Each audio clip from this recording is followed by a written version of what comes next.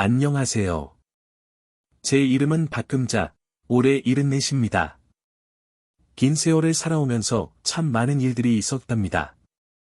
때로는 기쁘고, 때로는 슬프고, 또 때로는 견디기 힘들었지만, 그 모든 순간들이 지금의 제 인생을 만들어 왔어요. 저는 평생을 오직 자식들을 위해 살았습니다. 아들과 딸, 두 아이를 키우느라 제 자신의 삶은 늘 뒷전이었죠. 젊은 시절에는 그게 당연하다고 생각했어요. 부모가 되면 자식을 위해 모든 걸 아낌없이 바치는 것이 옳다고 굳게 믿었거든요. 지금 돌이켜 생각해보면 참 어리석었지 싶어요. 나 자신도 좀 더 소중히 여기고 아껴 써야 했는데 말이에요. 남편과 갑작스럽게 사별한 후에도 저는 혼자 힘으로 고생하며 아이들 뒷바라지를 멈추지 않았습니다. 남편이 그렇게 허망하게 떠났을 때는 정말 눈앞이 캄캄했어요. 어떻게 혼자서 이 두 아이를 다 키워낼 수 있을까? 걱정이 태산 같았죠. 하지만 마냥 주저앉아 슬퍼하고만 있을 수는 없었어요. 사랑하는 아이들을 위해서라도 저는 더욱더 강해져야만 했으니까요. 그때부터 시장 한 귀퉁이에서 과일 장사를 시작했어요. 매일 새벽 일찍부터 밤늦게까지 쉴 새 없이 일했죠. 처음엔 정말 너무나 힘들었어요. 무거운 과일 상자를 수없이 나르고, 억척스러운 손님들과 고된 실랑이도 하고, 매일 밤 집에 돌아오면 온몸이 쑤시고 아파 잠 못 이루기 일쑤였어요. 하지만 고단한 하루 일과를 마치고 집에 돌아와 아이들이 새근새근 잠든 모습을 가만히 들여다보고 있으면, 그 모든 고생이 눈 녹듯 스르르 사라지곤 했답니다. 그렇게 30년이 넘는 긴 세월을 오직 자식들만 바라보며 일했어요. 비가 오나 눈이 오나 몸이 아픈 날에도 하루도 쉬지 않고 악착같이 일했죠. 그 덕분이었을까요? 아들은 번듯한 의사가 되었고 딸은 모두가 부러워하는 대기업에 취직했어요. 자식 농사 하나는 정말 잘 지었다고 그때는 그렇게 생각했죠. 아이들이 사회에서 성공하고 인정받는 모습을 보며 제 평생의 고생이 결코 헛되지 않았다고 느꼈어요. 그때는 정말 더없이 행복했답니다. 하지만 요즘 들어 자식들이 저를 점점 부담스러워하는 것 같아요. 힘들 때 전화해도 바쁘다며 짧게 끊어버리기 일쑤고 힘들게 찾아가도 어딘지 모르게 어색해하고 불편해하더라고요. 처음에는 정말 바빠서 그러겠지 하고 애써 좋게 넘겼어요. 하지만 그런 서운한 일들이 자꾸만 반복되면서 제 마음속에는 점점 더 큰 서운함과 섭섭함이 쌓여갔어요. 며칠 전에는 아들 집에 갔다가 마음이 너무나 아팠답니다. 하나뿐인 손주들 얼굴이나 한번 보려고 힘들게 들렀는데 며느리가 저를 보자마자 잔뜩 얼굴을 찌푸리더니 어머니, 오시기 전에 미리 연락 좀 주시지 그러셨어요. 하는 그 차가운 말 한마디에 가슴이 철렁 내려앉았어요. 내가 내 자식 집에 와서 이렇게까지 눈치를 봐야 한다니. 참 서글픈 노릇이라는 생각밖에 안 들더군요. 딸도 마찬가지예요. 예전에는 그래도 일주일에 한 번은 꼭 들러서 얼굴이라도 비추었는데 요즘은 한 달에 한 번 얼굴 보기도 힘들어요. 지난 제 생일날 혹시나 하는 마음에 딸 집에 찾아갔더니 엄마, 요즘에는 자식들한테 먼저 안 찾아간대요. 우리도 바쁘니까 엄마도 이제 좀 그러세요. 라고 퉁명스럽게 말하더라고요. 그 말을 듣는 순간 저도 모르게 눈물이 핑 돌았어요. 내가 그렇게 애지중지 키운 자식들인데 이제는 나를 귀찮은 짐처럼 여기는구나 싶어서요. 가끔은 내가 뭘 그렇게 잘못했나 하는 생각도 해요. 자식들에게 너무 많은 것을 바란 걸까요? 아니면 내가 너무 자식들 삶에 집착했던 걸까요? 하지만 이내 그런 생각들을 억지로 털어버려요. 난 그저 엄마로서 내가 할 수 있는 최선을 다했을 뿐이니까요. 요즘은 혼자 있는 시간이 부쩍 많아졌어요. 텔레비전을 보며 시간을 보내기도 하고 가끔 동네 친구들과 만나 시시콜콜한 수다를 떨기도 해요. 하지만 그 어떤 것도 가족의 빈자리를 온전히 채워주진 못하더라고요. 특히 캄캄한 밤이 되면 외로움이 더욱더 크게 느껴져요. 잠들기 전 빛바랜 자식들 사진을 가만히 보며 남몰래 눈물 짓는 날도 많아졌답니다. 그래도 저는 아직 포기하지 않으려고 해요. 아직 건강하고 혼자서도 꿋꿋하게 살아갈 수 있으니까요. 요즘은 동네 노인 대학에 다니면서 새로운 취미도 만들고 있어요. 그림도 배우고, 노래 교실에도 나가고요. 하지만 가끔은 문득 그런 생각이 들어요. 내가 이렇게까지 열심히 살아봐야, 이게 다 누구를 위한 것인지. 자식들은 이제 나를 귀찮아하는데 말이에요. 어느 날, 아들이 갑자기 저를 찾아왔어요. 오랜만에 보는 아들의 얼굴에 반가움과 동시에 왠지 모를 불안감이 스치더라고요. 아들은 어색한 미소를 지으며 거실 소파에 털썩 앉았어요. 엄마, 요즘 어떻게 지내세요? 그냥 늘 똑같지. 너는 어떻게 지내니? 저야 그럭저럭요. 어색하고 불편한 대화가 한동안 이어졌어요. 아들의 표정이 어딘지 모르게 심상치 않아 보였죠. 무슨 일인지 조심스럽게 물어보고 싶었지만 차마 입이 떨어지지 않았어요. 한참을 망설이던 아들이 마침내 어렵게 입을 열었어요. 엄마. 사실 제가 부탁드릴 게 있어서 왔어요. 무슨 일인데? 저 개인 병원을 하나 차리고 싶어요. 순간 가슴이 철렁 내려앉았어요. 아들이 또 돈을 요구하러 온 거구나 싶었죠. 병원을 차리려면 돈이 꽤 많이 들 텐데. 네. 그래서 엄마한테 부탁드리러 왔어요.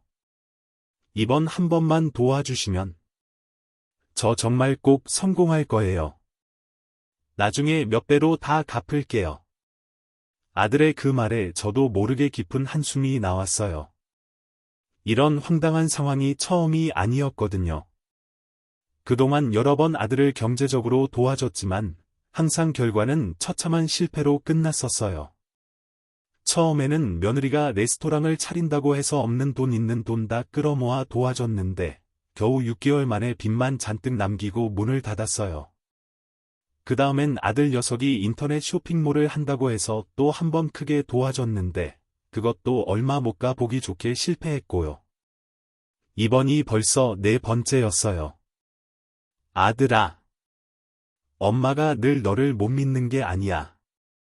하지만 이제 엄마한테 정말 남은 돈이 얼마 없어. 만약 내가 이번에도 또 실패하면 엄마는 정말 노후 대책이 하나도 없단다. 엄마. 이번엔 정말 달라요. 제가 의사잖아요. 의료 분야는 제가 누구보다 잘 알고 있고 시장 조사도 정말 철저하게 다 했어요. 이번에는 꼭 성공할 자신 있다고요. 아들의 눈빛이 너무나 간절해 보였어요. 하지만 저는 쉽게 결정을 내릴 수가 없었죠. 아들을 도와주고 싶은 마음은 굴뚝 같지만 이제 저도 나이가 들어 앞으로의 제 삶이 더 걱정되는 나이가 됐거든요. 그래서 얼마나 필요한데? 한 5억 정도요. 순간 숨이 턱 막혔어요. 5억이라니. 제게 그만한 큰 돈이 어디 있겠어요. 엄마. 지금 살고 계신 집을 담보로 대출 받으시면 돼요. 제가 꼭 성공해서 그 돈 다 갚을게요. 엄마 절대로 고생시키지 않을게요. 아들의 그 말에 제 마음이 또다시 심하게 흔들렸어요. 하지만 동시에 깊은 두려움도 세차게 밀려왔어요. 이 나이에 빚을 내서 대출을 받는다는 게 얼마나 위험하고 무모한 일인지 아들은 아직 잘 모르는 것 같았어요. 아들아. 엄마가 조금만 더 생각해 볼게. 이건 그렇게 쉽게 결정할 수 있는 문제가 아니야. 엄마. 제발요. 이번이 저한테는 정말 마지막 기회예요. 저 꼭 성공할 자신 있다고요. 엄마를 절대로 실망시키지 않을게요. 아들의 그 간곡하고 절실한 부탁에 결국 저는 또다시 마음이 약해지고 말았어요. 아들을 위해서라면 뭐든 다 할 수 있다고 평생을 그렇게 생각해왔던 제 오랜 습관이 또다시 고개를 번쩍 들었나 봐요. 알았다. 엄마가 한 번만 더 도와줄게. 하지만 정말 이번이 마지막이야. 알겠지? 아들의 얼굴에 환한 미소가 번졌어요. 그 모습을 보니 제 결정이 그래도 옳았다는 생각이 들더라고요. 하지만 마음 한편으로는 불안하고 초조한 마음을 도저히 감출 수가 없었어요. 일단 은행으로 갔어요. 대출 좀 받으려고 하는데요. 저 같은 노인네도 대출이 얼마나 나올까요? 혹시 5억 정도 나올 수 있을까요? 잠시만요, 고객님. 조회해 보겠습니다. 네, 고객님께서는 5억까지 대출 가능하시네요. 5억 바로 대출해 드릴까요? 아니요.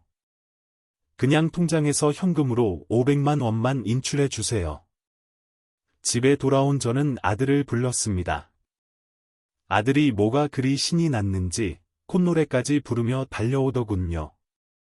엄마, 은행에서 대출 다 받으셨어요? 아이고, 고맙습니다, 엄마. 역시 우리 엄마밖에 없어요. 내가 신용이 별로 안 좋아서 이것밖에 안 나온단다. 뭐야, 이게 다예요? 지금 고작 500만 원 대출 받으신 거예요? 그래. 내가 예전에 과일 장사할 때 하도 대출을 많이 받아서 더는 안 된단다. 장사해서 번 돈은 전부 일수빚 갚느라. 엄마는 평생 모은 돈도 하나 없단다. 아니, 집 담보 대출 받으시면 되잖아요. 그 집이면 충분히 5억은 나올 텐데요. 그 집 담보로도 이미 끌어다 쓸 수 있는 대출은 예전에 다 받아서 더 이상은 대출이 안 된단다. 아니, 그럼 500만 원으로 개인 병원을 어떻게 차리라는 거예요? 미안하다. 그래도 어떻게든 한번 잘 해보렴. 아들은 500만 원이 든 돈 봉투를 들고 잔뜩 실망한 표정으로 집을 나갔어요. 곧바로 며느리한테서 전화가 오더군요. 어머니, 대출도 제대로 안 되시는 거예요? 이 사람, 지금 당장 병원 차려야 하는데. 대출 좀 더 확실하게 알아봐 주세요. 내가 받을 수 있는 만큼은 정말 다 받아서 더는 안 된단다. 정말 미안하다. 어머니, 저희도 알 거다 알아요. 돈 많이 모아두신 거 그냥 좀 빌려주세요. 네? 정말 없다. 이만 끊자. 저는 더 이상 아들과 며느리를 믿을 수가 없었어요. 딸도 어디서 소식을 들었는지 곧바로 전화가 오더군요. 엄마, 오빠한테는 500만 원이나 줬다면서요. 나도 지금 너무 힘든데 300만 원만 좀 주세요. 지금 사정이 너무 안 좋아요, 엄마. 애들 학원비 때문에 생활비가 너무 빠듯해요. 제발 좀 도와주세요. 딸은 남편과 이혼하고 아이들을 혼자 힘겹게 키우느라 늘 생활비를 요구했어요. 딸의 딱한 사정을 매번 외면할 수가 없어서 이번에도 또 도와주고 말았죠. 그게 내가 너한테 줄 수 있는 최대한도라서 더 이상은 정말 줄 돈이 없단다. 미안하다, 딸아. 이번에는 100만 원만 보내줄게. 딸은 잔뜩 실망한 목소리로 소리쳤어요. 오빠는 500만 원이나 주고 나는 왜 고작 100만 원만 주는 건데요.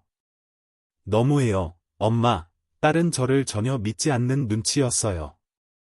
결국 저는 아무 말도 못하고 전화를 끊고 말았죠. 그 순간 가슴 한편이 너무나 먹먹해졌어요. 자식들과의 관계가 어쩌다 이렇게까지 틀어지게 된 건지. 하지만 저는 제 결정이 옳다고 믿었어요. 때로는 부모도 자식에게 단호하게 아니라고 말할 수 있어야 한다고 생각했거든요. 그로부터 몇 달의 시간이 흘렀어요. 봄이 지나고 무더운 여름이 찾아왔죠. 날씨는 점점 더워졌지만 제 마음속에는 여전히 서늘하고 시린 바람이 불고 있었어요. 자식들과의 관계는 여전히 서먹서먹하고 불편했거든요. 그러던 어느 날 밤이었어요. 한밤중에 갑자기 현관문을 다급하게 두드리는 소리가 들렸어요. 처음엔 잘못 들었나 싶어 무시하려고 했어요. 이 시간에 누가 찾아왔을까 싶어서요. 하지만 으똑똑 문 두드리는 소리가 계속되자 할 수 없이 자리에서 일어났어요. 조심스럽게 문을 열어보니 깜짝 놀랐어요. 아들이 온통 피투성이가 된 처참한 얼굴로 문 앞에 위태롭게 서 있는 게 아니겠어요. 순간 온몸에 소름이 돋고 전율이 흘렀어요. 엄마. 제발. 살려주세요. 아들이 그대로 쓰러지듯 집 안으로 들어오며 절규하듯 말했어요. 놀란 마음을 애써 진정시키려 했으며 아들을 안으로 간신히 데리고 들어왔어요. 우선 응급처치부터 해야 했죠. 다행히 집에 항상 구급상자가 있어서 재빨리 가져왔어요. 소독약으로 아들의 찢어진 상처를 조심스럽게 닦아주고 밴드를 붙여주면서 제 손이 덜덜 떨리는 걸 느꼈어요. 아들아.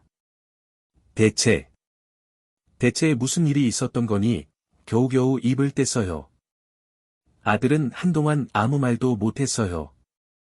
그저 짐승처럼 흐느끼기만 하더니 조금 진정된 후에야 어렵게 입을 열었죠.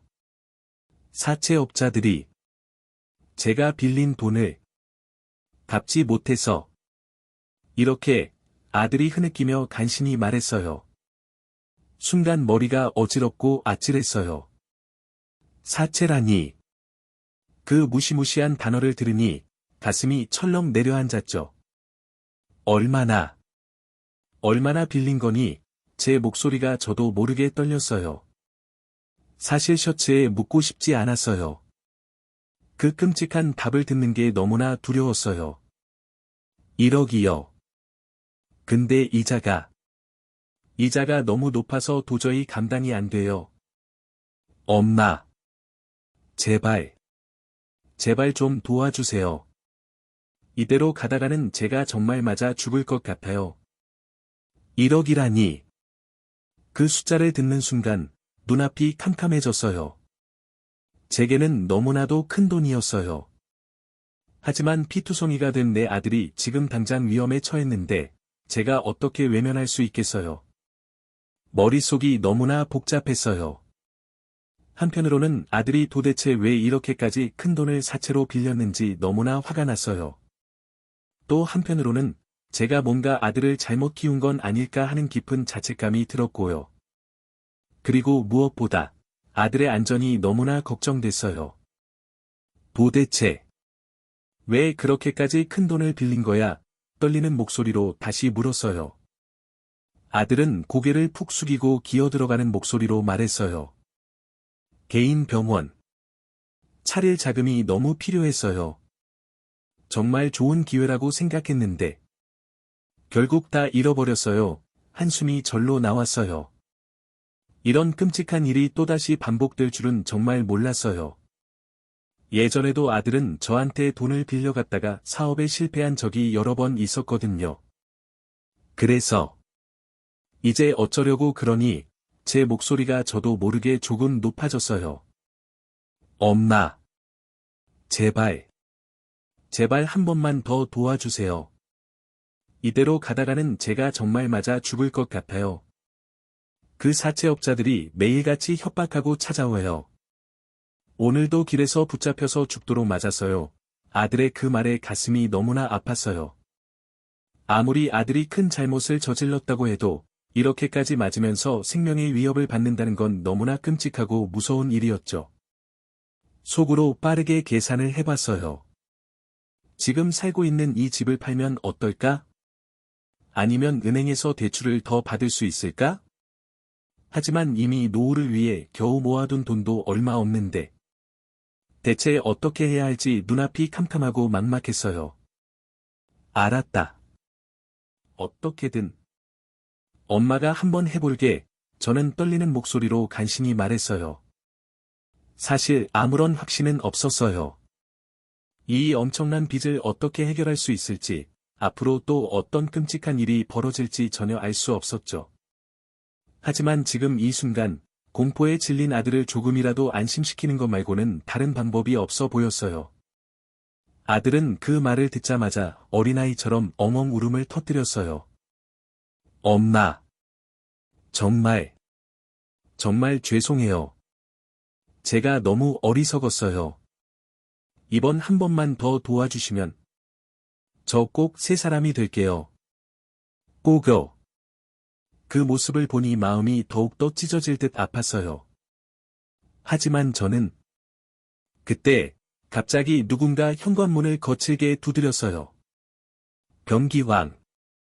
여기 있는 거 다 알아. 당장 안 나와. 우리가 직접 들어갈까 하더니 문을 벌컥 열고 우락부락한 덩치의 사내들이 우르르 집 안으로 들이닥쳤어요. 키가 180은 훌쩍 넘어 보이고 몸무게가 100kg은 가뿐히 넘어 보이는 험상궂게 생긴 사람들이었어요. 여기 병기왕 씨 댁 맞죠? 어머. 맞는데. 누구세요? 저는 그 순간 깊게 숨을 들이쉬고 최대한 침착하게 대응하려 노력했어요. 네. 맞습니다. 제가 기왕이 어머니입니다.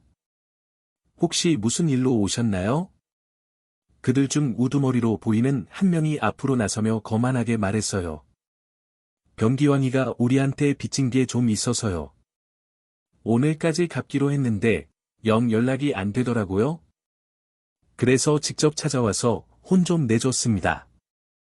저는 최대한 평온한 목소리를 유지하려 했으며 대답했어요. 죄송합니다. 제 아들이 지금 그렇게까지 어려운 상황에 처해 있는 줄은 미처 몰랐네요. 혹시 얼마를 갚아야 하나요? 그들은 서로 음흉한 눈짓을 주고받더니 비웃듯이 대답했어요. 1억 원입니다. 물론 연체 이자까지 싹 다 포함해서요. 순간 숨이 멎는 것 같았어요. 하지만 저는 계속해서 침착함을 유지하려 안간힘을 썼어요. 알겠습니다. 그 돈을 지금 당장 마련하려면 시간이 좀 필요할 것 같은데요.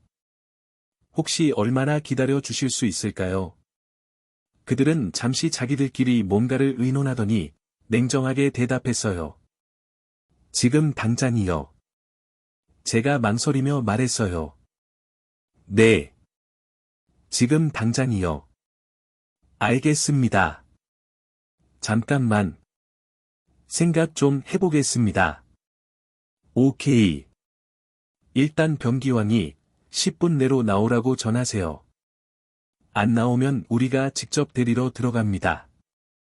그들이 험악한 표정으로 밖으로 나간 후, 저는 아들을 싸늘하게 바라보았어요. 아들의 얼굴은 이미 공포로 새하얗게 질려 있었죠. 아들아.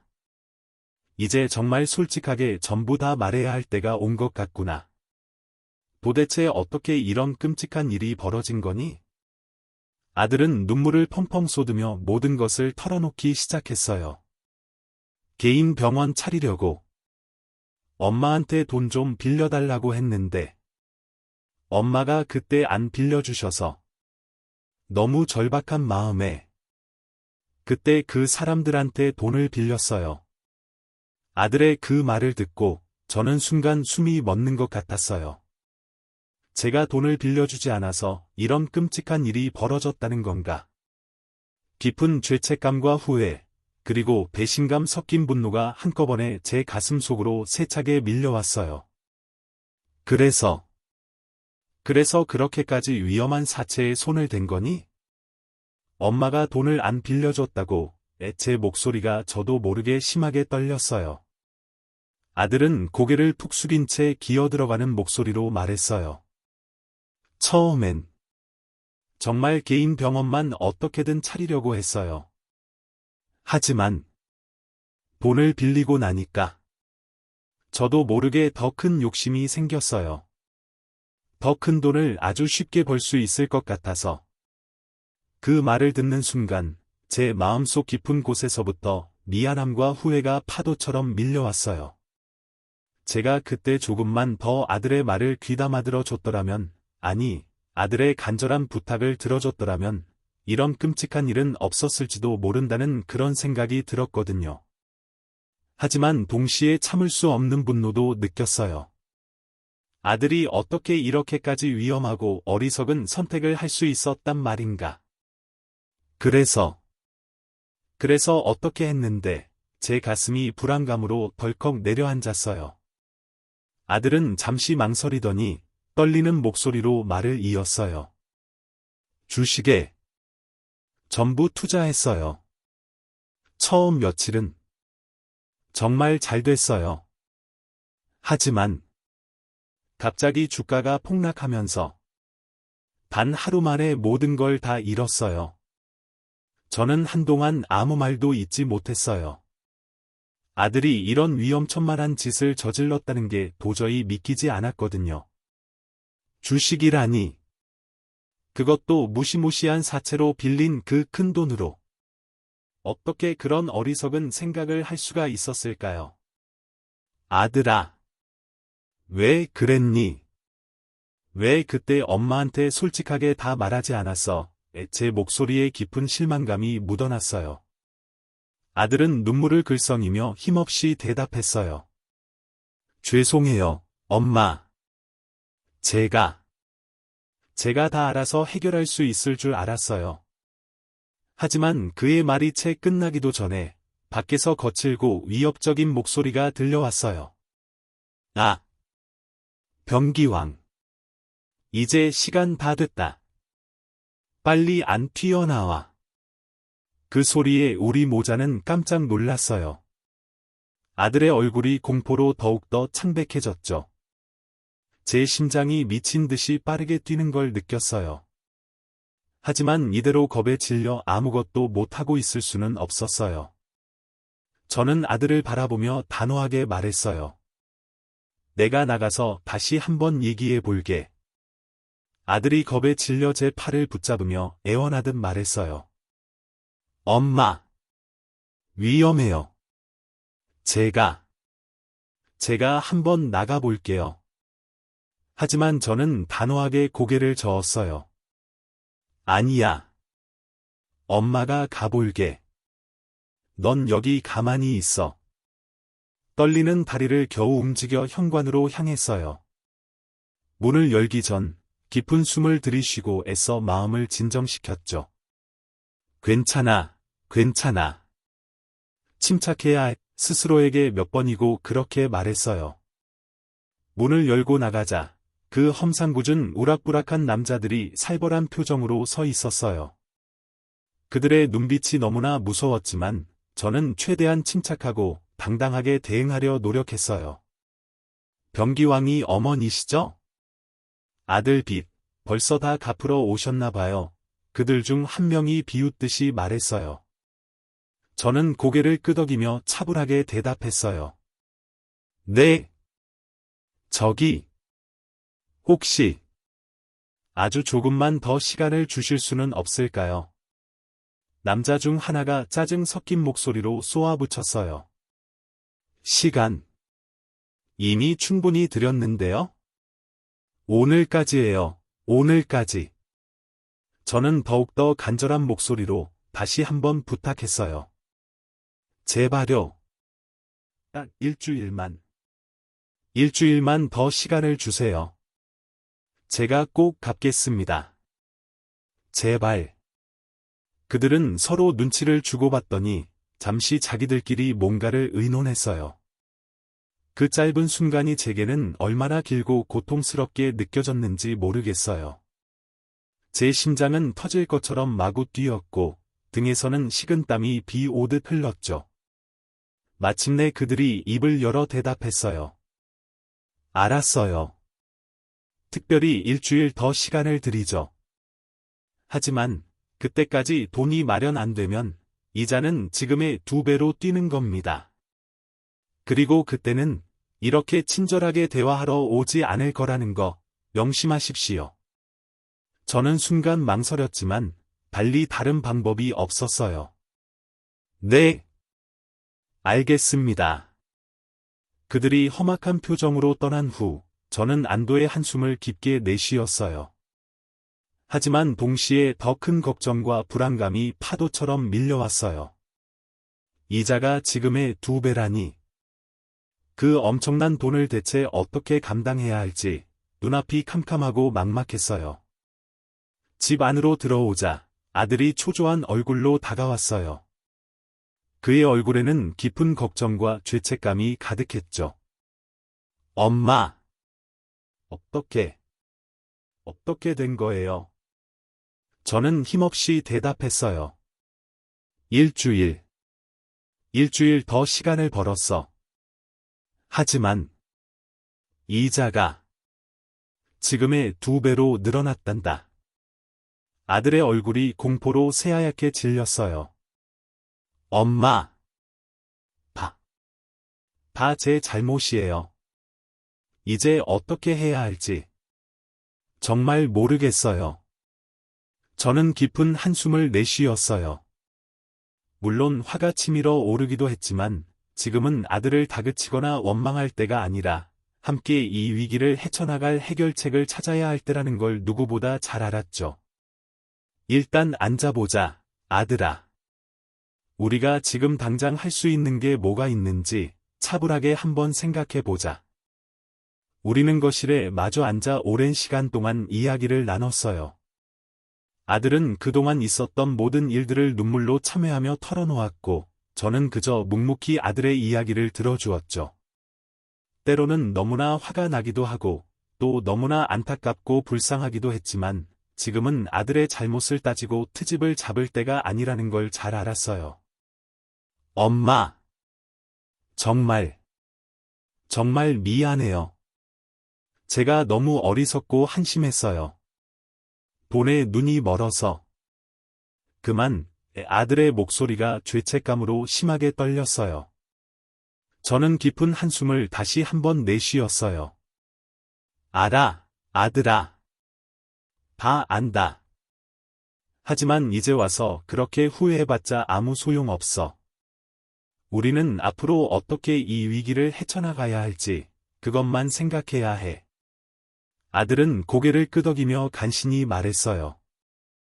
엄마 말씀대로 다 할게요. 제발 저에게 한 번만 더 기회를 주세요. 그 말을 듣자 제 마음속에서는 또다시 복잡한 감정들이 소용돌이쳤어요. 한편으로는 어떻게든 아들을 도와주고 싶었지만 또 다른 한편으로는 이런 끔찍한 상황이 또다시 반복되지 않을까 너무나 걱정됐어요. 저는 잠시 깊은 생각에 잠겼어요. 아들의 암담한 앞날, 우리 가족의 불안한 미래, 그리고 제 얼마 남지 않은 노후까지. 너무나 많은 것들이 제 머릿속을 어지럽게 스쳐 지나갔죠. 그리고 마침내 저는 아주 어렵고 힘든 결심을 내렸어요. 알았다. 엄마가 한 번만 더 널 도와줄게. 하지만 이번이 정말 마지막이라는 거 명심해야 한다. 알겠지? 제 목소리에 단호함이 묻어났어요. 아들은 말없이 고개를 끄덕였어요. 그의 눈에는 어느새 뜨거운 눈물이 가득 고여 있었죠. 네. 엄마.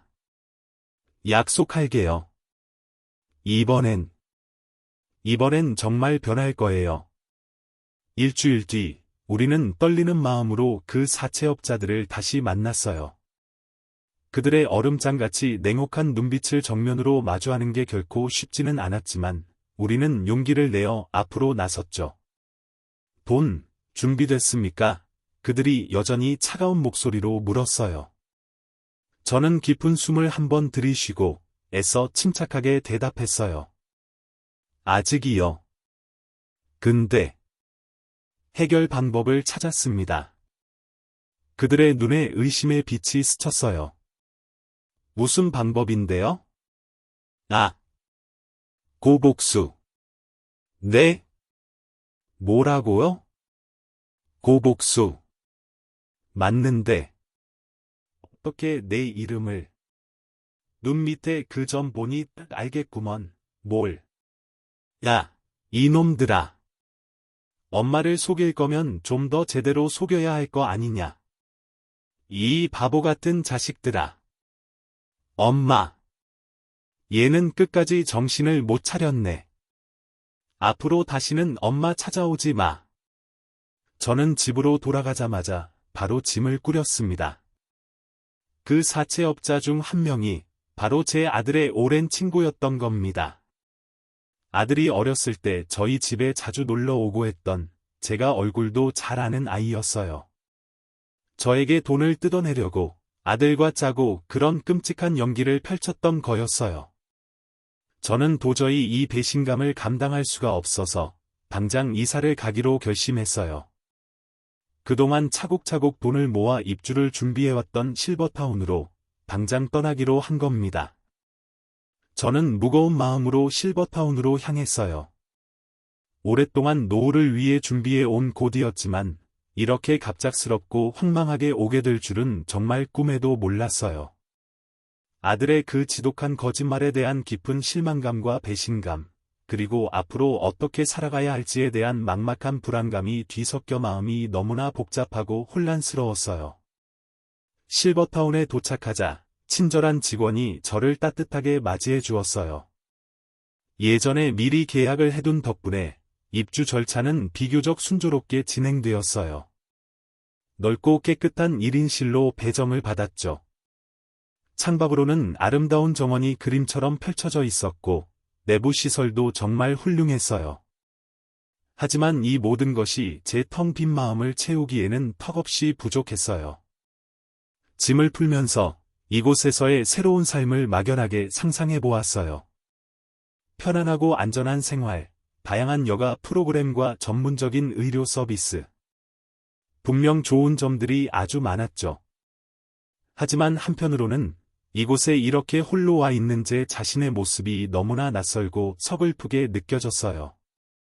내가 정말 이렇게 살아야만 하나에 깊은 한숨이 절로 나왔어요. 첫날 밤, 좀처럼 잠을 이루기가 힘들었어요. 푹신한 침대와 더없이 조용한 환경에도 불구하고 마음이 전혀 편치 않았거든요.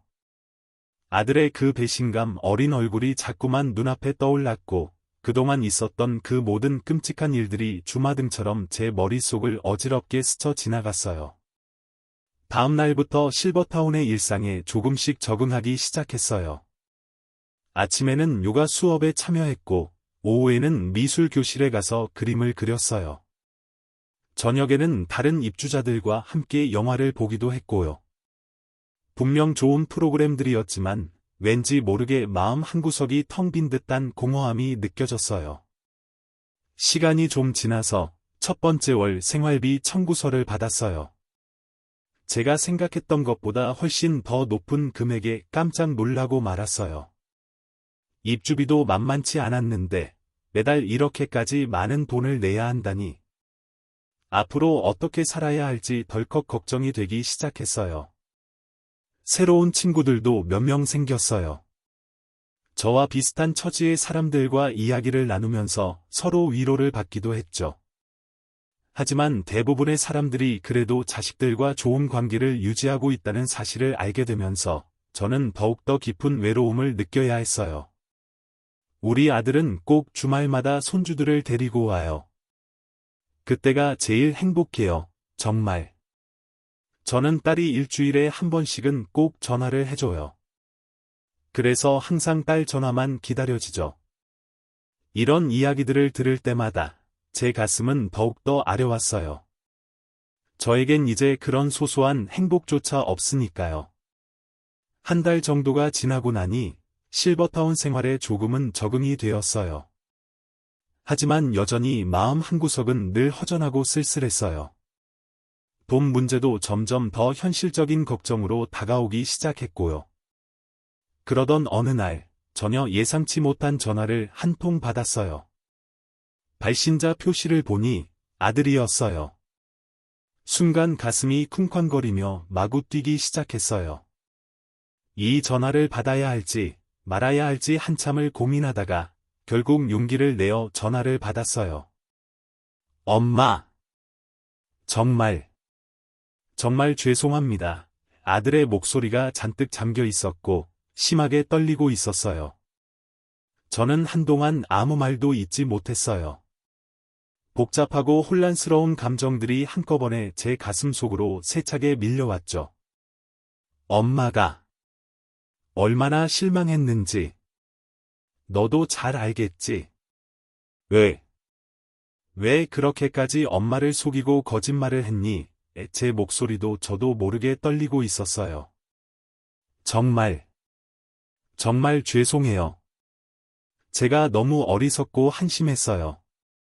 엄마를 속이고 싶었던 건 정말 아니었는데. 제발 저에게 한 번만 더 기회를 주세요, 엄마.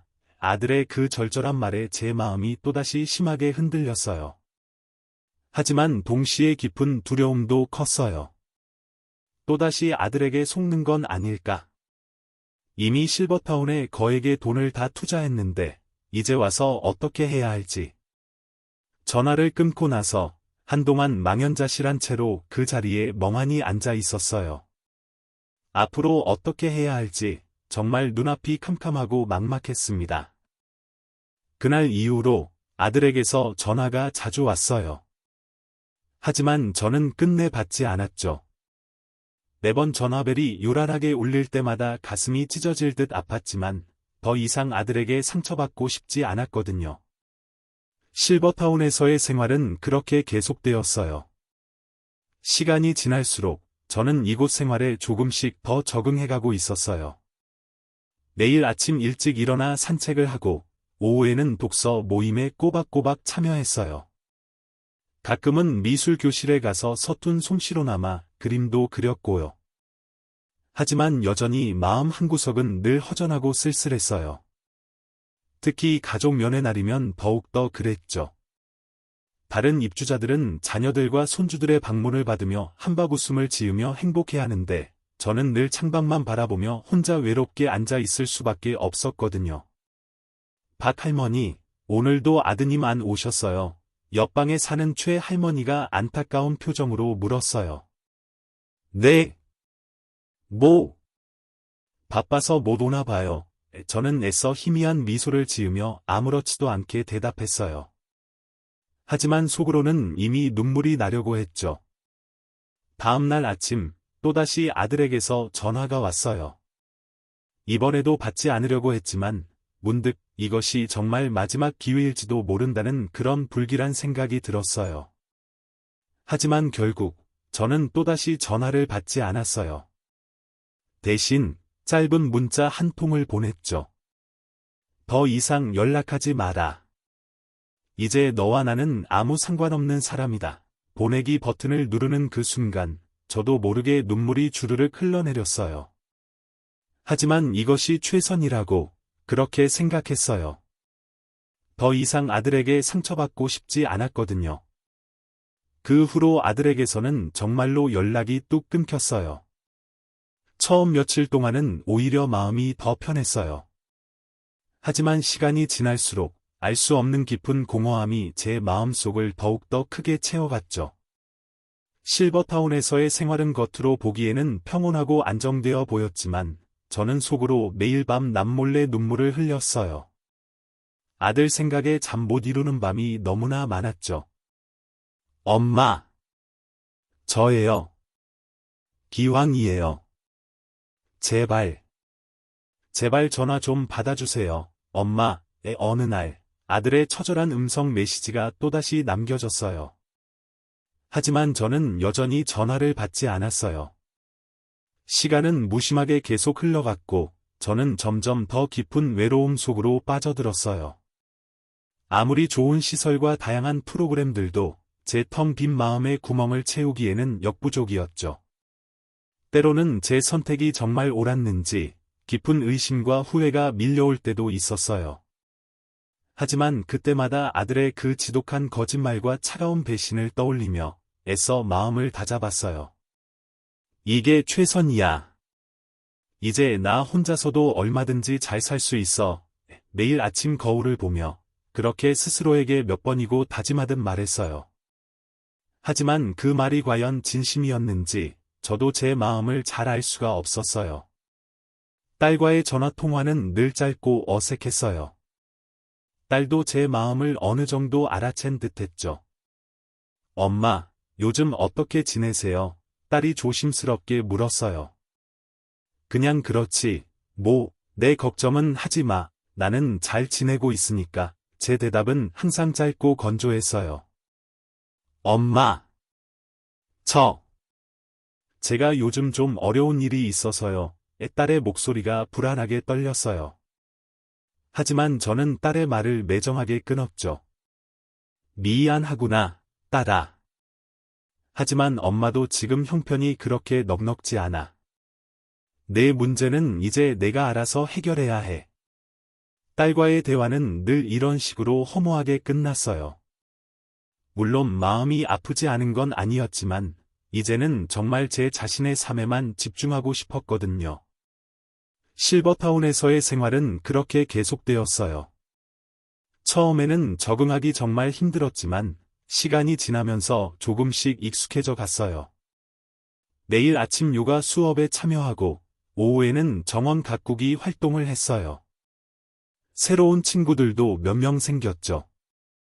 특히 저처럼 자식들과의 관계가 그다지 좋지 않은 최할머니와는 자주 시간을 보내며 서로의 아픔을 나눴어요. 박 할머니, 우리가 뭘 그렇게 잘못한 걸까요? 어느 날, 최할머니가 깊은 한숨과 함께 제게 물었어요. 저는 잠시 생각에 잠겼다가 힘겹게 대답했어요. 아니요. 우리는 그저 우리의 삶을 살아가려고 했던 것뿐이에요. 자식들을 위해 우리의 모든 것을 다 희생할 수는 없잖아요. 그 말에 최할머니도 말없이 고개를 끄덕였어요. 우리는 그렇게 서로를 위로하며 힘든 시간을 견뎌냈죠. 하지만 여전히 지독한 외로움과 싸우는 날들이 많았어요. 특히 캄캄한 밤이 되면 더욱더 그랬죠. 텅 빈 방을 멍하니 바라보며 깊은 한숨을 내쉬는 날이 너무나 많았어요. 그러던 어느 날, 실버타운에서 가족의 날 행사를 한다고 공지가 붙었어요. 다른 분들은 모두 들떠 있었지만, 저는 오히려 마음이 더욱더 무거웠어요. 제게는 찾아올 가족이 아무도 없다는 걸 너무나 잘 알았으니까요. 행사 당일, 예상대로 저에게는 아무도 찾아오지 않았어요. 다른 분들은 자식들과 손주들의 재롱을 보며 함께 웃고 떠들며 즐거운 시간을 보냈지만, 저는 그저 홀로 구석에 외롭게 앉아 있을 뿐이었죠. 박 할머니, 오늘 혼자 계시네요. 보다 못한 직원이 다가와 안쓰럽다는 듯 물었어요. 네. 제 가족들은 다들 바빠서요. 애써 괜찮은 척 미소 지으며 대답했어요. 그날 밤, 저는 정말 오랜만에 소리 내어 엉엉 울었어요. 자식들과 이렇게까지 연을 끊고 사는 게 정말 옳은 선택이었을까 하는 깊은 회의와 후회가 밀려왔거든요. 하지만 이내 마음을 다잡았어요. 이게 최선이야. 나는 나대로, 그 아이들은 그 아이들대로. 각자의 삶을 살아가는 거야. 시간이 흐르면서 저는 점점 더 독립적인 삶에 익숙해져 갔어요. 실버타운에서 제공하는 다양한 프로그램에 더욱더 적극적으로 참여하기 시작했고, 새로운 취미도 여러 개 만들었죠. 뜨개질을 배워서 목도리를 뜨기 시작했어요. 어머, 박 할머니. 목도리 참 예쁘게 잘 만드시네요. 다른 입주자들이 칭찬해 주었어요. 고맙습니다. 아직 서툴지만 열심히 배우고 있답니다. 저는 뿌듯한 마음으로 대답했어요. 이렇게 하루하루를 바쁘게 보내다 보니 자식들 생각이 조금씩 줄어들었어요.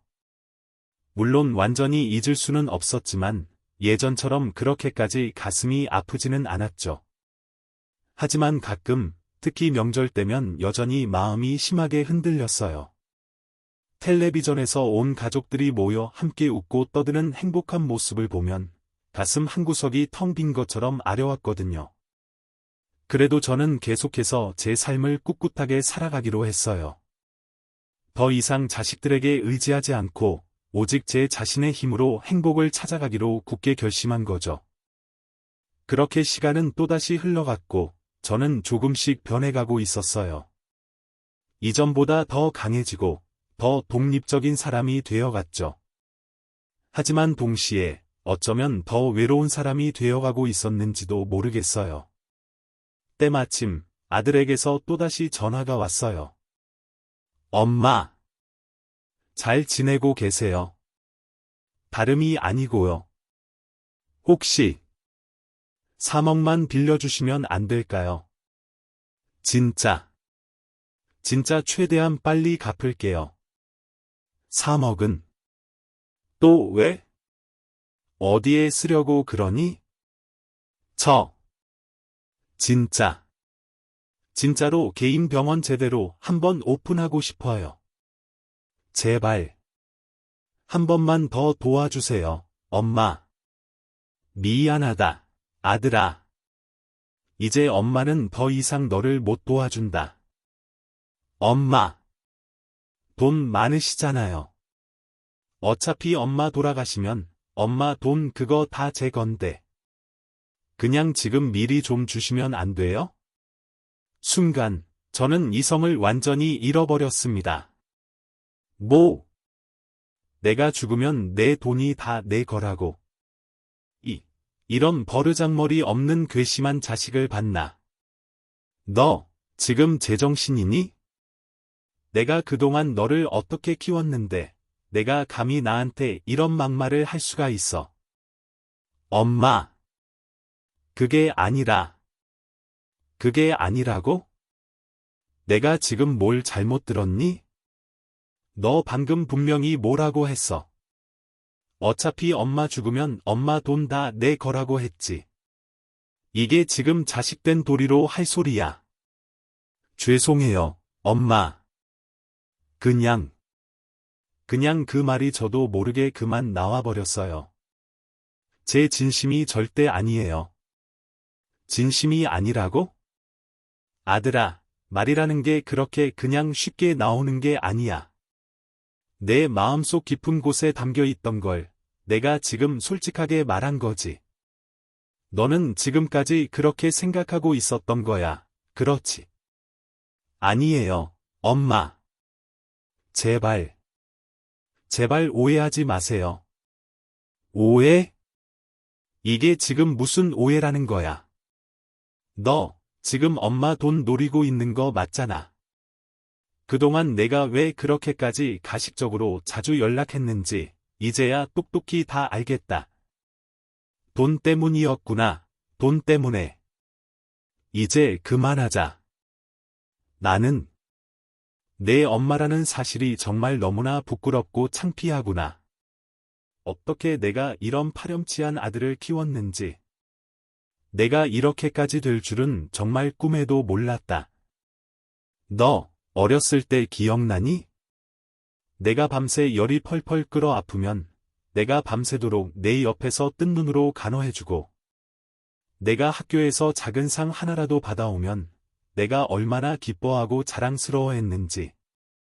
그때는 내가 이렇게까지 될 줄은 정말 상상도 못했는데. 근데 지금 넌 뭐가 됐니? 엄마를 그저 돈 나오는 ATM 기계로밖에 안 보는 그런 한심한 아들이 됐어. 내가 너를 그렇게 키운 게 아닌데. 내가 의대에 처음 합격했을 때 내가 얼마나 자랑스러워하고 동네방네 떠들고 다녔는지 아니? 우리 아들이 이제 훌륭한 의사가 돼서 아픈 사람들 도와주고 부모님 은혜도 갚겠구나. 그렇게 철석같이 믿었지. 근데 지금 넌 뭘 하고 있니? 사채업자한테 맞았다고 새빨간 거짓말이나 하고 내 친구랑 자고 엄마를 속이려고 했어. 그게 자식 놈이 부모한테 할 짓이야. 월급도 많이 받을 텐데 내가 직접 벌어서 개인 병원 차리면 되지. 왜 자꾸 엄마를 못 살게 구는 거냐고. 내가 이렇게까지 변한 건 어쩌면 다 내 잘못인가 보다. 내가 너를 너무 오냐오냐 편하게만 키웠나? 아니면 너무 엄하게만 키워서 애정결핍이라도 생긴 건가? 도대체 어디서부터 이렇게 잘못된 걸까? 난 내가 정직하고 성실한 바른 어른이 되길 바랐어. 돈에 눈이 먼 그런 속물이 아니라. 근데 지금 넌 뭐가 됐니? 엄마 돈이나 노리는 그런 파렴치한 아들. 그게 지금 내 진짜 모습이 돼버렸어. 넌 지금 그렇게 살고 있는 거야, 아들아. 난 내가 큰 부자가 되는 것보다 그저 좋은 사람이 되길 바랐어. 돈이 인생의 전부가 아니야. 내가 그걸 아직도 모르는 게 너무나 안타깝고 속상하다. 지금이라도 제발 정신 차리고 내 자신의 힘으로 당당하게 살아가. 그게 진정한 어른이야. 부모 돈에만 의지해서 사는 건 결코 어른이 아니라고. 넌 이미 다 큰 어른이야. 스스로의 힘으로 얼마든지 살아갈 나이라고. 왜 아직도 엄마 치마폭에만 매달리려고 하는 거니? 그게 부끄럽지도 않아? 난 내가 자립심 강한 어른으로 잘 자라주길 바랐어. 근데 넌 아직도 엄마한테만 의지하려고 해. 그것도 오직 돈 때문에. 넌 지금 내 자신의 인생을 살고 있는 거니? 아니면 그저 돈을 쫓아가며 허황된 삶을 살고 있는 거니? 인생에는 돈보다 훨씬 더 중요하고 소중한 게 너무나 많아. 근데 넌 그걸 전혀 모르는 것 같구나, 아들아. 이제 제발 그만 정신 차리고 내 힘으로 한번 열심히 살아가 봐. 넘어지고 깨지더라도 그게 바로 너의 진짜 인생이야. 그렇게 해야 진짜 어른이 되는 거라고. 난 이제 너에게 단돈 10원 한 푼도 안 줄 거야. 그게 오히려 너를 위한 길이야. 내가 진정한 어른으로 올바르게 성장하길 바라는 내 마지막 간절한 마음에서 하는 결정이라고. 넌 내 재산을 너무나 당연하게 너의 것처럼 여기는 것 같은데 절대로 그렇지 않아. 이 돈은 내가 평생을 죽도록 일해서 악착같이 모은 내 피 같은 돈이야. 물론 너를 위해 쓰기도 했지만 이제는 오직 내 노후를 위한 돈이라고. 내가 언제부터 그렇게 돈 하면서 돈에 집착하게 된 거니? 돈이 인생의 전부가 아니야. 돈보다 중요한 게 얼마나 많은데. 난 내가 돈보다는 사람을 먼저 볼 줄 아는 그런 따뜻한 의사가 되길 바랐어. 환자의 아픔을 진심으로 이해하고 그들을 진심으로 돕는 그런 진짜 의사 말이야. 하지만 지금 넌 뭐가 됐니? 돈만 밝히는 그런 속물 의사가 됐어. 그것도 남의 돈, 특히 이 늙은 엄마 돈을. 아들아. 인생은 그렇게 사는 게 아니야. 내 자신의 힘으로 땀 흘려 일궈낸 성공만이 진정한 성공이라고. 부모 돈으로 쉽게 무언가를 이루는 건 결코 진정한 성공이 아니야. 넌 지금 너무 쉬운 길만 찾고 있어. 하지만 인생에 그렇게 쉬운 길은 절대로 없어. 고생도 해보고 실패도 해봐야 진짜 어른이 되는 거라고. 내가 의대에 들어갔을 때 난 정말 너무나 기뻤어. 우리 아들이 이제 훌륭한 의사가 돼서 사회에 크게 기여하겠구나. 그렇게 생각했지. 근데 지금 넌 뭘 하고 있니? 그저 돈만 쫓고 있잖아. 돈이 많다고 해서 꼭 행복한 건 아니야. 오히려 그 반대일 수도 있다고. 넌 지금 너의 인생의 가치를 오직 돈으로만 판단하고 있어. 그건 정말 너무나 슬프고 안타까운 일이야. 인생에는 돈으로 살 수 없는 소중한 것들이 훨씬 더 많아. 아들아. 이제라도 제발 정신 차리고 내 자신의 힘으로 한번 살아가 보려고 노력해봐.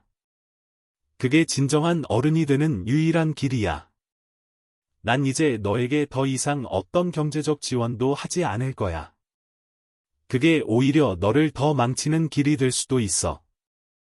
내가 스스로 온전히 설 수 있게 하는 게 진정한 부모의 마지막 역할이라고 생각해. 어쩌면 이게 나의 마지막 모성일지도 모르겠다. 너를 이제 그만 놓아주는 거야. 이제 내 자신의 두 발로 당당하게 걸어가 보렴. 넘어지고 아프더라도 그게 바로 너의 진짜 인생이니까. 그리고 명심해라. 내 돈은 내 거야. 절대로 내 것이 아니라고. 내 아버지와 내가 평생을 피땀 흘려 모은 돈이야. 그걸 그렇게 함부로 생각하지 마. 너한테 단 한 푼도 줄 생각 없어. 난 그 돈으로 나의 얼마 남지 않은 인생을 살 거야. 그동안 못 가봤던 곳으로 여행도 다니고 하고 싶었던 것들도 다 해볼 거야. 그동안 너희들 키우느라 평생 못했던 것들 말이야. 내가 언제쯤이나 정신을 차리고 제대로 된 어른이 될지는 잘 모르겠다. 하지만 난 기다릴게. 언젠가 내가 진정으로 깊이 반성하고 변화할 그날을 말이야. 그때가 오면 그때 우리 다시 한번 만나자. 그때는 이런 지긋지긋한 돈 얘기 말고 진짜 부모와 자식으로서 한번 만나자. 그때까지 난 내가 부디 잘 살아갈 수 있기를 간절히 바랄게. 아들아, 넌 충분히 능력 있는 사람이야. 그동안 공부도 정말 열심히 했고 그 어렵다는 의사 면허도 땄잖아. 그 능력으로 너의 인생을 당당하게 한번 살아가 봐. 더 이상 돈에만 매달리지 말고 진정으로 환자를 위하는 그런 훌륭한 의사가 되어보라고. 그게 너의 인생을 더욱더 풍요롭고 가치 있게 만들어줄 거야. 난 항상 너의 편이야. 하지만 그렇다고 해서 너의 그릇되고 못된 행동까지 전부 다 받아줄 수는 없어. 이게 바로 진정한 사랑이라고 생각해. 이제 그만 전화 끊자. 나도 내 인생을 살아야 하고 너도 이제 너의 인생을 살아야 하니까. 아들과의 그 길고 고통스러웠던 전화를 끊고 난 후 저는 한동안 그 자리에 멍하니 앉아 있을 수밖에 없었어요. 가슴이 너무나 먹먹하고 답답했죠. 내가 그토록 사랑하고 애지중지 아끼던 아들과 이런 끔찍한 상황까지 오게 될 줄은 정말 꿈에도 몰랐거든요. 떨리는 손으로 휴대폰을 다시 들고 아들의 전화번호를 찾았어요. 잠시 망설였지만 결국 차단 버튼을 힘겹게 눌렀어요. 그 순간 뜨거운 눈물이 볼을 타고 하염없이 흘러내렸어요. 이게 정말 최선일까? 혼잣말로 몇 번이고 중얼거렸지만 달리 다른 방법이 없다는 걸 너무나 잘 알았어요. 창밖을 멍하니 바라보니 어느새 해가 뉘엿뉘엿 저물어가고 있었어요. 그동안 얼마나 많은 시간이 흘렀는지도 모르게 아들과 그렇게 길고 긴 통화를 했던 거죠. 실버타운 식당에서 저녁을 먹으려고 나갔어요. 하지만 아무리 맛있는 음식이 차려져 있어도 도저히 목구멍으로 넘어가지 않았어요. 주변의 다른 어르신들은 평소처럼 즐겁게 담소를 나누며 식사를 하고 계셨지만 저는 그저 멍하니 허공만 바라보며 앉아 있었어요. 방으로 돌아와 텔레비전을 켰지만 무슨 내용인지 전혀 귀에 들어오지 않았어요. 머릿속엔 온통 아들과의 그 마지막 대화만이 계속해서 맴돌았죠.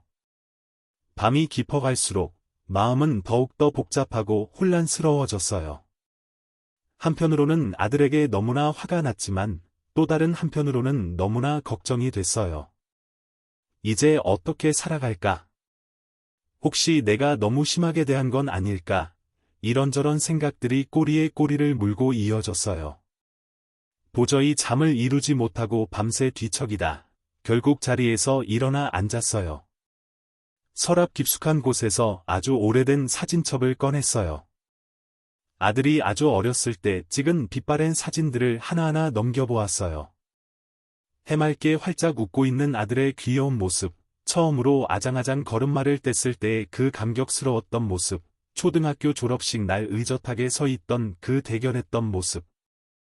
그 모든 순간들이 모두 바로 어제 일처럼 너무나 생생하게 떠올랐어요. 어디서부터 이렇게 잘못된 걸까? 사진을 보며 깊은 한숨을 내쉬었어요. 밤새도록 뜬 눈으로 잠을 이루지 못했지만 아침이 되자 어느 정도 마음의 정리가 되었어요. 이제 정말 나 자신을 위해 살아야 한다는 굳은 결심을 했죠. 아들과의 관계는 이제 완전히 끝났다고 그렇게 생각하기로 했어요. 물론 너무나 아프고 힘들지만 이것이 최선이라고 굳게 믿었거든요. 이제부터는 정말로 나를 위한 오직 나만의 삶을 살아야겠다고 굳게 다짐했어요. 사실 저도 오래전부터 계속 고민하고는 있었어요. 제가 평생 모은 이 남은 유산을 과연 어떻게 처리해야 할지에 대해서요. 그래도 제법 큰 액수거든요. 자식에게 물려주는 게 당연하다고들 하지만 자식들, 특히 아들에게는 이 돈이 약이 되기보다는 오히려 독이 될 것 같은 그런 불길한 느낌이 계속 들었어요. 아들의 그 철없는 모습을 보면 볼수록 그 생각은 더욱더 강해졌죠. 돈에 대한 그릇된 집착, 너무나 쉽게 얻으려는 그 안일한 태도. 이런 아들에게 제 모든 재산을 물려주면 과연 좋은 결과가 있을까요? 딸의 경우는 조금 달랐어요. 열심히 살아가려고 노력하는 모습이 보이긴 하지만 그래도 아직은 경제적으로 많이 불안정한 상태였죠. 제 재산의 일부라도 딸에게 주면 조금이나마 도움이 될까 싶기도 했어요. 하지만 한편으로는 이런 생각도 들었어요. 내가 평생을 피땀 흘려 모은 이 소중한 돈인데 이걸 꼭 자식들에게만 다 줘야 할까? 제가 살아오면서 저에게 도움을 주었던 고마운 많은 사람들, 그리고 지금 당장 도움이 절실하게 필요한 불쌍한 이웃들도 떠올랐어요. 어쩌면 이 돈으로 훨씬 더 의미 있고 가치 있는 일을 할 수 있지 않을까 하는 그런 생각이 들었죠. 며칠 밤을 뜬 눈으로 지새우며 깊이 고민했어요. 결국 저는 아주 어렵고 중대한 결심을 내렸습니다. 제 재산의 대부분을 여러 자선 단체에 나누어 기부하기로 한 거예요. 물론 결코 쉬운 결정은 아니었어요. 과연 이게 정말 옳은 결정일까 하는 깊은 의문과 회의도 수없이 들었죠. 하지만 이것이 최선이라고 굳게 믿었어요. 제 돈이 정말로 필요한 곳에 의미 있게 쓰이길 바랐고, 동시에 제 자식들이 더 이상 제 돈에 의지하지 않고 스스로의 힘으로 당당하게 살아가길 간절히 바랐거든요. 변호사를 만나 유언장을 정식으로 작성했어요. 제 재산의 80%는 제가 평소 후원하고 싶었던 여러 자선 단체에 골고루 나누어 기부하고, 나머지 20%는 그래도 하나뿐인 딸에게 주기로 했죠. 유언장을 쓰면서 마음이 너무나 무겁고 아팠지만, 한편으로는 이상하게도 마음이 한결 홀가분해졌어요. 이제 정말로 제 인생의 마지막 장을 제 자신의 뜻대로 쓰게 된 것 같았거든요. 이 결정을 과연 자식들에게 미리 알려야 할지 많이 고민됐지만 또 다른 불필요한 갈등이 생길 것 같기도 하고 또 나중에 제가 세상을 떠난 후에 갑자기 알게 되면 더 큰 충격과 배신감을 받을 것 같기도 했어요. 결국 지금 당장은 말하지 않기로 했어요. 대신 제가 세상을 떠난 후에 변호사를 통해 모든 사실을 알려주기로 했죠. 이제 제게 남은 건 제 얼마 남지 않은 삶을 과연 어떻게 하면 더 의미 있고 행복하게 살아갈 것인가 하는 그런 문제였어요. 돈에 대한 걱정은 이제 한결 줄어들었지만 그 빈자리를 채울 또 다른 무언가가 절실하게 필요했거든요. 이제 제 삶의 새로운 목표를 찾아야 했어요. 단순히 시간을 때우며 하루하루를 무의미하게 보내는 것이 아니라 정말 의미 있고 보람차게 살아가고 싶었거든요. 실버타운에서 제공하는 다양한 프로그램들을 다시 한번 꼼꼼히 살펴보았어요. 그동안 별 관심 없어서 참여하지 않았던 여러 활동들에 새롭게 관심이 가기 시작했어요. 특히 봉사활동 프로그램이 제 눈에 가장 먼저 띄었어요. 지역 아동센터에서 아이들을 돌보는 활동, 요양원에서 외로운 어르신들의 말벗이 되어주는 활동 등이 있었죠. 이런 의미 있는 활동들을 통해 제 삶의 새로운 의미와 활력을 찾을 수 있을 것 같았어요. 또한 오랫동안 마음속으로만 생각하고 미뤄두었던 여러 가지 취미 생활도 본격적으로 시작하기로 했어요. 어릴 때부터 배우고 싶었던 그림 그리기, 악기 배우기, 그리고 제 인생 이야기를 담담하게 써내려가는 글쓰기 등 이런 창조적인 활동들을 통해 제 내면의 목소리에 좀 더 귀 기울이고 싶었어요. 그리고 무엇보다 앞으로는 저 자신과의 시간을 더 많이 가지기로 했어요. 매일 아침 명상을 배워 마음의 평화를 찾고 꾸준히 일기를 쓰며 제 감정을 솔직하게 정리하기로 했죠. 이렇게 새로운 삶의 방향을 정하고 나니 신기하게도 마음이 한결 가벼워지고 평온해졌어요. 자식들과의 그 지긋지긋했던 갈등, 제3 문제 등으로 너무나 힘들었던 그 시간들이 이제는 마치 아주 오래전 과거의 일처럼 희미하게 느껴졌어요. 물론 가끔은 문득문득 자식들 생각에 마음이 아프고 울컥할 때도 있어요. 하지만 이제는 그런 감정에 너무 휘둘리지 않으려고 노력해요. 제 삶은 결국 제가 스스로 책임져야 한다는 그 소중한 사실을 너무 늦었지만 이제야 깨달았거든요. 앞으로 제 삶이 또 어떻게 펼쳐질지는 잘 모르겠어요. 하지만 한 가지 확실한 건 이제부터는 진정으로 제 자신을 위한, 오직 저만을 위한 삶을 살겠다는 거예요. 그동안 평생을 자식들을 위해, 또 다른 누군가를 위해 희생하며 살아왔다면 이제는 저를 위해, 저희 행복을 위해 살아갈 거예요. 그게 바로 제가 이 나이에 어렵게 찾은 새로운 인생의 소중한 의미랍니다. 이렇게 새로운 마음가짐으로 하루하루를 열심히, 그리고 의미 있게 살아가다 보면 언젠가는 제 자식들과도 진정한 의미에서의 따뜻한 화해가 이루어질 수 있지 않을까요? 그날이 언제가 될지는 모르겠지만 그날이 올 때까지 저는 제게 주어진 이 소중한 삶을 충실히 그리고 행복하게 살아갈 겁니다. 이 이야기가 재미있으셨나요? 여러분의 느낌과 생각을 댓글로 남겨주세요. 여러분의 의견이 정말 궁금해요. 좋아요, 구독, 알림 설정도 잊지 마세요. 여러분의 응원 하나하나가 이렇게 신기하고 감동적인 이야기를 계속 전할 수 있는 큰 힘이 됩니다.